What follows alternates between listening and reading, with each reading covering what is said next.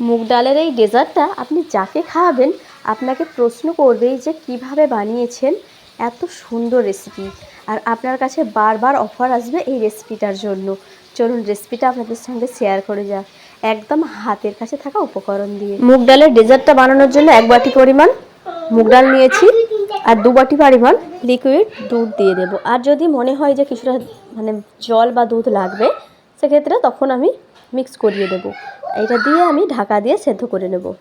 এইভাবে বানাবেন, কোনো রকম ঘি বাটার কিছু লাগবে না। অসম্ভব সুন্দর একটা ডেজার্ট আপনি বাড়িতেই বানাতে পারবেন। আর এই রেসিপিটা যাকে খাওয়াবেন সে কিন্তু নিজেও রেসিপিটা জেনে বাড়িতে বানাবে।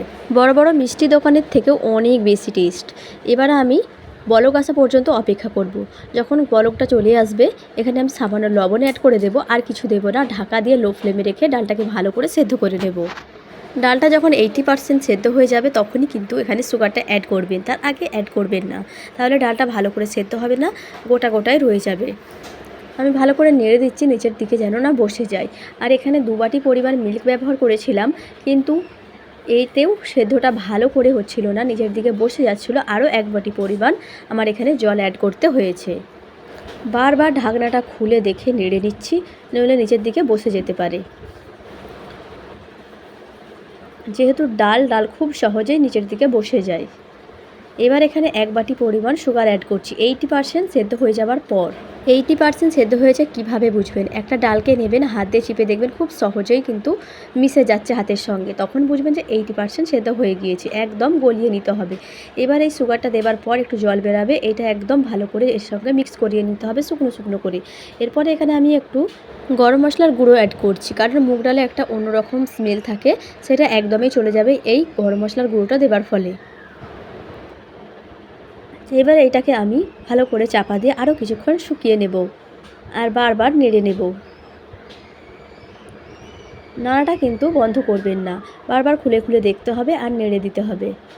এখানে আমি 1/2 বাটি পরিমাণ গুঁড়ো মিল্ক ব্যবহার করলাম, কারণ এখানে গুঁড়ো মিল্কটা ওপর দিয়ে কেন দিলাম, গালেতে লাগবে আর এর সঙ্গে মিশে থাকবে, খুব সুন্দর খেতে লাগবে। এটা জলের সঙ্গে দিলে কিন্তু এতটাও টেস্ট হতো না। চেষ্টা করবেন এইভাবেই দেবার। দিয়ে এটাকেও কিছুক্ষণ করে নেড়ে আমি একদম শুকনো করে নেব। এটা কিন্তু প্রায় 90% হয়ে গিয়েছে, আর 10% বাকি আছে।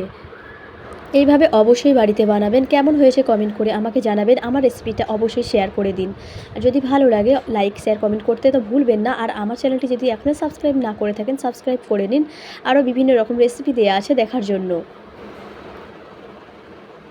আমি এটাকে অনবরত নেড়ে শুকনো করে নেব। রেসিপিটা বানিয়ে ফ্রিজে রেখে দেবেন 2 থেকে 3 মাস।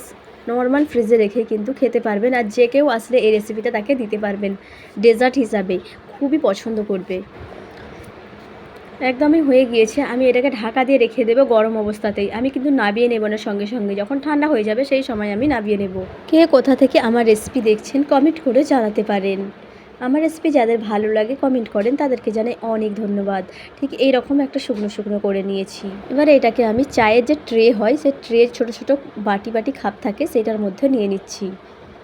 নিয়ে এটাকে আমি ফ্রিজে রেখে দেব। খুবই মজার রেসিপি, অবশ্যই বাড়িতে ট্রাই করবেন। কেমন লাগলো লাইক শেয়ার কমেন্ট করে জানাতে ভুলবেন না।